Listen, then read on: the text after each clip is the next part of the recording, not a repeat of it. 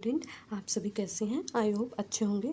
आज हम सीटेट का सीटीपी सब्जेक्ट डिस्कस करेंगे। 30 क्वेश्चन, ये जो 2015 में आया, 2015 का पेपर हुआ था। तो 30 क्वेश्चन बाल विकास एवं शिक्षण शास्त्र डिस्कस करेंगे। बाकी हमने पेपर सारा अपने चैनल पे डाल दिया है, प्लेलिस्ट में आप चेक कर लीजिएगा। 2011 से 2014 तक, और ये 15 का है पेपर। तो चलिए स्टार्ट करते हैं। पहला क्वेश्चन देखते हैं। निम्नलिखित में से कौन सा बच्चों के संवेगात्मक विकास के लिए सर्वाधिक उपयोगी है, सर्वाधिक उपयुक्त है?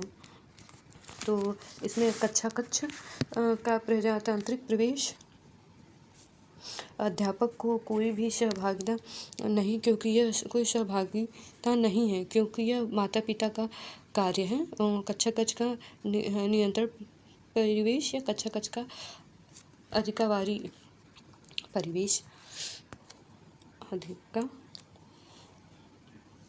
अधिकारवादी।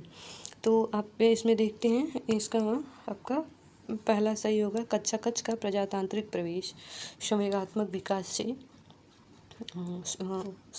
संज्ञात्मक विकास से संवेगात्मक यानी इमोशनल टच से है। किसी बालक के संवेगात्मक विकास से मतलब तात्पर्य है कि उसमें संवेगों का विकास किस प्रकार किया जाए और किस कारणों से यह प्रभावित होता है। इस चीज़ को ध्यान दिया जाए, इस पर प्रकाश डाला जाए। आगे देखते हैं दूसरा क्वेश्चन। निम्नलिखित में से कौन सा एक उपयुक्त रचनात्मक आकलन कार्य नहीं है? तो खुले अंत वाले प्रश्न, या प्रयोजन, या आकलन, या विद्यार्थियों का योगात्मक क्रम निर्धारण करना। तो आपका 2 नंबर का ऑप्शन हो जाएगा विद्यार्थियों का योगात्मक क्रम निर्धारित करना। आगे देखते हैं तीसरा नंबर क्वेश्चन कि एक प्रभावशाली अध्यापिका होने के लिए क्या महत्वपूर्ण है, उसके अंदर क्या चीज़ें होनी चाहिए एक अध्यापिका को, एक टीचर के अंदर? तो इसमें पहला है पुस्तक से उत्तरों को लिखने पर बल देना चाहिए। दूसरा है समूह गतिविधि के बजाय व्यक्तिगत अधिगम पर ध्यान देना चाहिए, व्यक्ति अधिगम पर। और तीसरा है विद्यार्थियों के द्वारा प्रश्न पूछने पर आनाकानी करना चाहिए व्यवस्था, ये तो नहीं होना चाहिए। प्रत्येक बच्चे के संपर्क में रहना।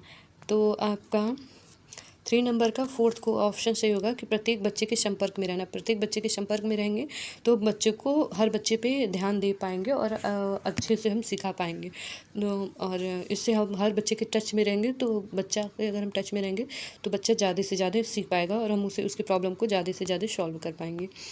आगे देखते हैं चौथा क्वेश्चन देखते हैं। बच्चों के अधिगम को सुगम बनाने के लिए अध्यापकों को एक अच्छे कक्षाई प्रवेश का सृजन करने की आवश्यकता होती है। इस प्रकार के अधिगम में प्रवेश का सृजन करने के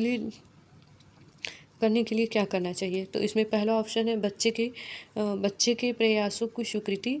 दूसरा अध्यापकों के अनुसार ये कार्य करना।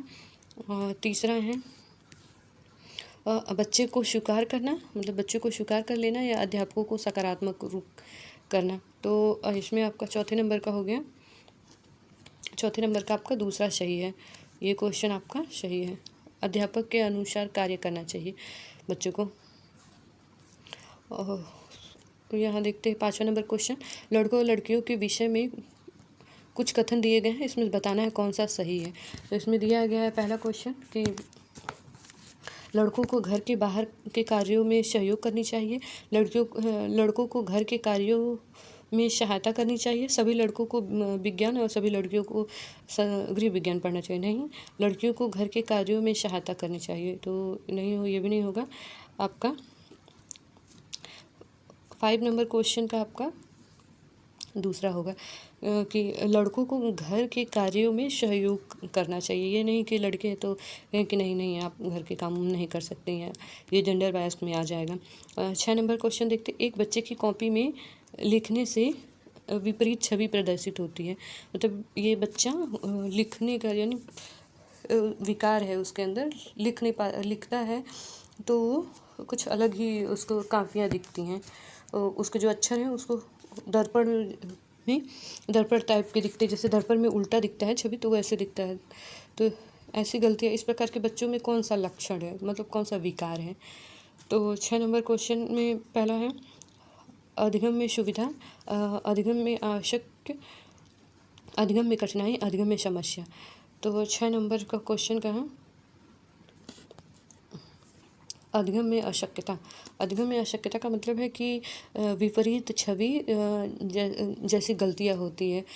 इस प्रकार के बच्चों के अधिगम में अशक्य के लक्षण प्रदर्शित होते हैं। अशक्य मतलब लर्निंग डिसेबिलिटी में इसमें बच्चों में वयस्कता में देखने और सुनने समझने की तरीके को सम्मिलित किया जाता है, जो आमतौर पर सामान्य बच्चे वयस्क से सुन समझ के सीख सकते हैं, उनसे ये भिन्न होते हैं। तो ये है। 7वां नंबर क्वेश्चन देखते हैं। शिक्षार्थियों के ज्ञान अर्जन में सहायता करने के क्रम में अध्यापकों को किस प्रकार का ध्यान केंद्रित करना चाहिए अध्यापकों का। तो पहला इसमें है कि सुनिश्चित करना कि विद्यार्थी सब कुछ याद करते हैं, या शिक्षार्थी के द्वारा प्राप्त किए गए अंक और ग्रेड पे ध्यान देना चाहिए, या फिर शिक्षार्थी को सही क्रम सहभागिता के लिए सम्मिलित करना चाहिए, शिक्षार्थी के द्वारा अधिगम की अवधारणा में कुशलता प्राप्त करना चाहिए। तो आपका 7 नंबर क्वेश्चन का आपका तीसरा हुआ, शिक्षार्थियों को सक्रिय भागीदारी के लिए शामिल करना चाहिए। चलिए आगे देखते हैं। 8वां नंबर क्वेश्चन, अध्यापक के दृष्टिकोण से प्रतिभाशाली किसका संयोजन है। तो अब इसमें पहला है उच्च योग्यता, उच्च सृजनात्मक, मतलब इसको एक क्रम में रखना है। तो पहले क्या आएगा, तो इसमें आपका आगे देखते हैं और ऑप्शन क्या दिया है। उच्च प्रेरणा, उच्च वचनबद्धता क्षमता, या फिर उच्च योग्यता क्षमता वचनबद्धता, या उच्च क्षमता उच्च सृजनात्मक, या उच्च स्मरण शक्ति। तो इसमें आपका 8 नंबर में आपका पहला ऑप्शन सही होगा कि पहला हो गया उच्च योग्यता, फिर उच्च सृजनात्मक, फिर होगा उच्च वचनबद्धता। 9 नंबर देखते हैं। एनसीएफ 2005 के अनुसार गलतियों का महत्वपूर्ण कौन सा कारण है जो महत्वपूर्ण है, गलतियाँ किस प्रकार महत्वपूर्ण है एनसीएफ के द्वारा। तो इसमें पहला है, यह विद्यार्थियों को उत्तीर्ण एवं अनुत्तीर्ण समूह में वर्गीकृत करने के लिए महत्वपूर्ण उपकरण है, या अध्यापकों को बच्चों को डांटने के तरीके का मतलब एक उपलब्धि है। नहीं, यह बच्चों के विचार को अंतर्दृष्टि उपलब्ध कराने का समाधान पहुंचाने में सहायता करता है। यह कक्षा में कुछ बच्चों को हटाने के लिए आधा स्थान उपलब्ध कराता है। तो 9 नंबर का आपका तीसरा ऑप्शन सही हो गया कि यह बच्चे के विचार का अंतर्दृष्टि उपलब्ध कराता है तथा साधनों को पहुंचाने में संसाधनों को समाधान पहुंचाता है। आगे देखते हैं। आउट ऑफ द बॉक्स चिंतन किससे संबंधित आउट ऑफ द बॉक्स। तो 10 नंबर में पहला है अनुकूल, दूसरा है स्मृति, तीसरा अपसारी, चौथा अपसारी चिंतन। एक अपसारी थी अभिसारी। तो 10 नंबर में आपका अपसारी चिंतन हुआ। आगे देखते हैं 11 नंबर क्वेश्चन, शिक्षण में अध्यापक के द्वारा विद्यार्थियों का आकलन इस अंतर्दृष्टि को विकसित करने के लिए किया जा सकता है। अंतर्दृष्टि विकसित करने के लिए, तो इसमें आपका पहला है उन विद्यार्थियों की सही पहचान करना जिन्हें उच्च स्तर कक्षा में प्रोत्साहन करना है, प्रोन्नति करना है। और दूसरा है उन विद्यार्थियों को प्रोन्नत करना जो विद्यार्थी स्तर के अनुकूल नहीं है। फिर तीसरा है विद्यार्थियों की आवश्यकता के अनुकूल शिक्षण उपागम में परिवर्तन करना। चौथा कक्षा में प्रतिभाशाली तथा कमज़ोर विद्यार्थियों के समूह बनाना। तो इसमें आपका 11 नंबर में आपका तीसरा ऑप्शन सही होगा कि शिक्षार्थियों की आवश्यकता के अनुसार, इसको हम बच्चों को केंद्र में रखेंगे और बच्चों के केंद्र में रखने के बच्चों की ज़रूरत के हिसाब से हम उनको शिक्षण उपलब्ध कराना है। 11 नंबर 12 देखते हैं। अधिगम अनुभवों को किस प्रकार से आयोजित किया जाना चाहिए जिससे अधिगम को सार्थक बनाया जा सके। तो इसमें पहला है विषय वस्तु को केवल याद करने के आधार पर पुनरावृत्ति, विषय वस्तु पर प्रश्न बनाना, प्रकरण का परिचर्चा और वाद विवाद प्रकरण का प्रस्तुतिकरण। तो 12 नंबर का आपका 12 नंबर का आपका पहला सही विषय वस्तु को लेकर याद करने की आधार व पुनर्वृत्ति। 13 नंबर देखते हैं, बच्चों को शाब्दिक या गैर शाब्दिक दंड देने का परिणाम होता है। शाब्दिक व गैर शाब्दिक इनमें उन्हें कार्य करने के लिए प्रेरित करना, बच्चों की छवि की सुरक्षा करना, उनके अंकों में सुधार करना एवं उनकी स्वयं के प्रति अवधारणा को नष्ट करना। तो नहीं, स्वयं के प्रति अवधारणा को दंड के परिणामों के लिए, तो दंड के परिणाम के लिए है, तो ये चौथा ही होगा, उनकी स्वयं के प्रति अवधारणा को नष्ट करना। शाब्दिक व गैर शाब्दिक दंड बालक पर ऋणात्मक प्रभाव डालते हैं, जिससे उनकी स्वयं गरिमा को ठेस लगती है। और 14 नंबर क्वेश्चन देखते हैं, निम्नलिखित में से कौन प्रारंभिक बाल्यावस्था अवधि के दौरान उन भूमिकाओं और व्यवहारों के बारे में जानकारी प्रदान करता है जो एक समूह में स्वीकार हैं। इसमें पहला है भाई बहन अध्यापक, अध्यापक साथी, माता पिता या पिता भाई बहन। तो 14 नंबर में आपका फोर्थ ऑप्शन सही हुआ, माता पिता एवं भाई बहन, माता पिता एवं भाई बहन। आगे देखते हैं, विद्यार्थियों को स्वच्छता के लिए प्रेरित करने हेतु उन्हें स्वच्छता समिति का सदस्य बनाना व प्रतिबंधित करना, ये संबंधित है। पहला प्रेरणा की सामाजिक, सांस्कृतिक, व्यवहारिकवादी उपकरण, मानववादी या संज्ञानात्मक। तो इसमें आपका 15 नंबर में पहला ऑप्शन सही होगा, प्रेरणा की सामाजिक और सांस्कृतिक संकल्पना से। प्रेरणा की सामाजिक व सांस्कृतिक संकल्पना इस बात पर बल डालता है कि समाज में प्रत्येक व्यक्ति का विकास हो। इस संकल्प को लोग सभ्यता के बीच अंतःक्रिया को दर्शाते हैं। आगे देखते हैं 16 नंबर क्वेश्चन, निम्नलिखित में से कौन सा आयु समूह परिवर्तित बाल्यावस्था श्रेणी के अंतर्गत आता है।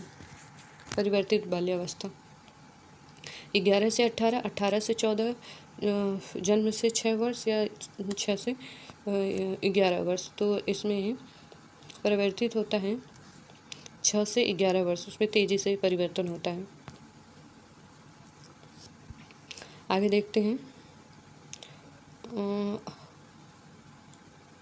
अर्जुन तर्क देता है कि भाषा विकास व्यक्ति की नैसर्गिक प्रवृत्ति से प्रभावी होता है, जबकि सोनाली महसूस करती है कि यह परिवेश से प्रभावित होता है। अर्जुन और सोनाली के बीच यह चर्चा का विषय है, मतलब चर्चा का किस तरह का विषय है। तो ऑप्शन देखते हैं, ऑप्शन है चुनौती, संवेदन भाव, स्थिरता व अस्थिरता पर बहस, सतत व असतत अधिगम पर बहस, प्रकृति तथा पालन पोषण पर बहस।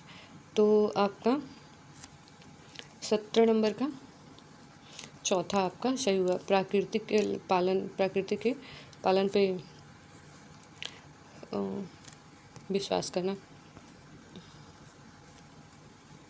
आगे देखते हैं, अध्यापिका ने ध्यान दिया कि पुष्पा अपने आप किसी एक समस्या का समाधान नहीं कर सकती, फिर भी वह एक वयस्क व सीधे मार्ग की उपस्थिति में एक ऐसा करती है। इस मार्गदर्शन को कहते हैं, क्या कहते हैं? तो इस मार्गदर्शन को पहला है पार्श्वकरण, दूसरा है पूर्व क्रियात्मक चिंतन, समीपता का और सहारा का। तो 18 नंबर क्वेश्चन का तीसरा हुआ समीपता और विकास का सिद्धांत। तो खुद को खुद चीज़ों को जो ना प्रैक्समो डेवलपमेंट, मतलब वो खुद से प्रॉब्लम का सलूशन ढूंढ रही है, उसके अंदर ये स्किल है वो। आगे देखते हैं, अध्यापिका ने एक कमेटी के प्रधान को सभापति के स्थान पर सभा अध्यक्ष लिखा।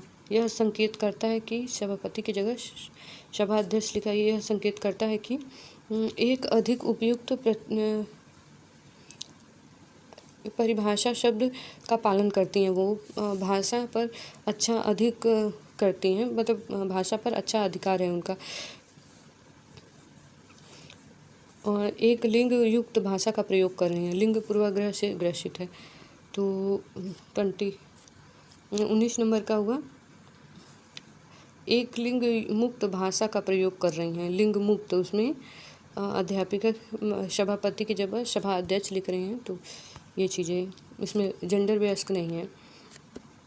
आगे देते हैं, सतत एवं व्यापक मूल्यांकन इसीलिए आवश्यक है। सतत एवं व्यापक मूल्यांकन इसीलिए आवश्यक है कि शिक्षण के साथ प्रशिक्षण का तालमेल बैठने के लिए, शिक्षण बोर्ड की जवाबदेही कम करने के लिए, जल्दी की जाने वाली गलतियों की तुलना में कम अंतराल पर की जाने वाली गलतियों को सुधारना, यह समझने के लिए अधिगम का किस प्रकार अवलोकन किया जाए, दर्ज किया जाए, सुधार किया जाए। तो इस पे 19 नंबर का 20 नंबर का आपका 20 से 20 नंबर का आपका ऑप्शन हुआ 4th। यह समझने के लिए कि अधिगम का किस प्रकार अवलोकन किया जाता है, अवलोकन किया जा सकता है, दर्ज किया जा सकता है, सुधार किया जा सकता है। आगे देखते हैं 21 नंबर क्वेश्चन, लॉरेंज कोलबर्ग के सिद्धांत में कौन सा नैतिकता की अनुपस्थिति को सही अर्थ में सूचित किया गया है? तो स्तर 3, स्तर 4, स्तर 1 और स्तर 2। तो ये स्तर 1 है। स्तर 1 की अवस्था में नैतिक तर्क यानी मोरल रिस्पॉन्सिबल होता है। और